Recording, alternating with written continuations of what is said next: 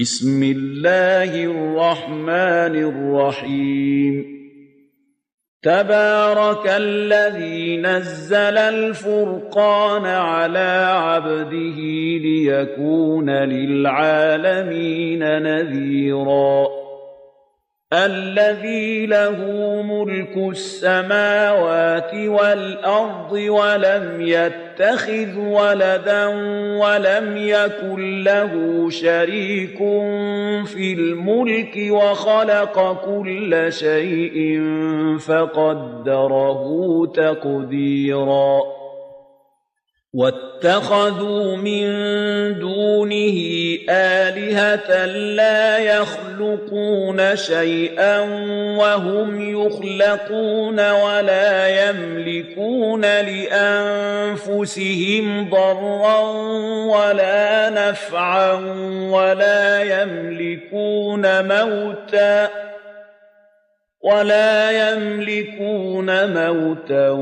ولا حياة ولا نشورا وقال الذين كفروا إن هذا إلا إفك افتراه وأعانه عليه قوم آخرون فقد جاءوا ظلما وزورا وقالوا أساطير الأولين اكتتبها فهي تملى عليه بكرة وأصيلا قل أنزله الذي يعلم السر في السماوات والأرض إنه كان غفورا رحيما وقالوا ما لهذا الرسول يأكل الطعام ويمشي في الأسواق لولا أنزل إليه ملك فيكون معه نذيرا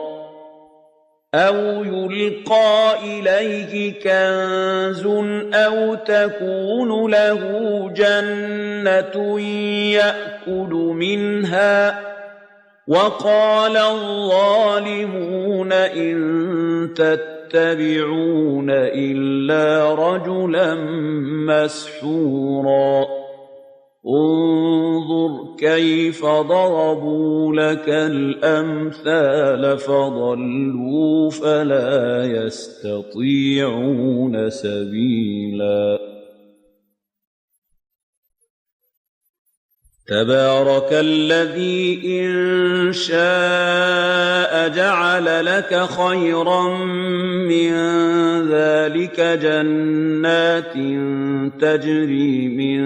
تحتها الأنهار ويجعل لك قصورا بل كذبوا بالساعة وأعتدنا لمن كذب بالساعة سعيرا إذا رأتهم من مكان بعيد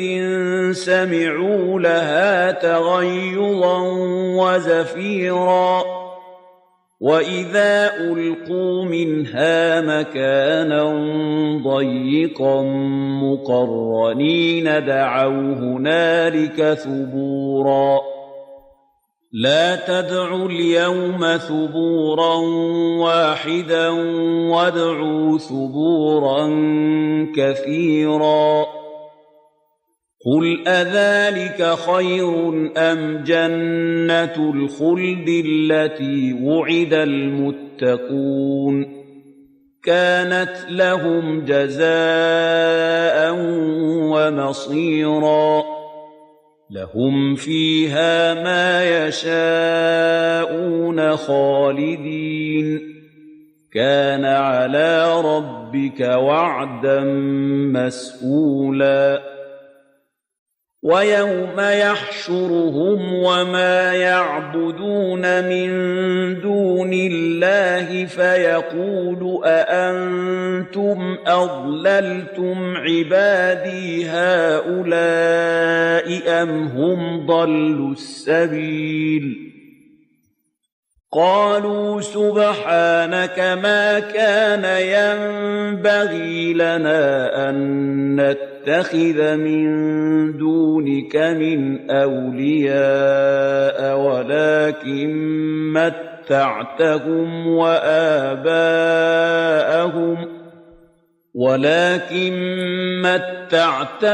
وآباءهم حتى نسوا الذكر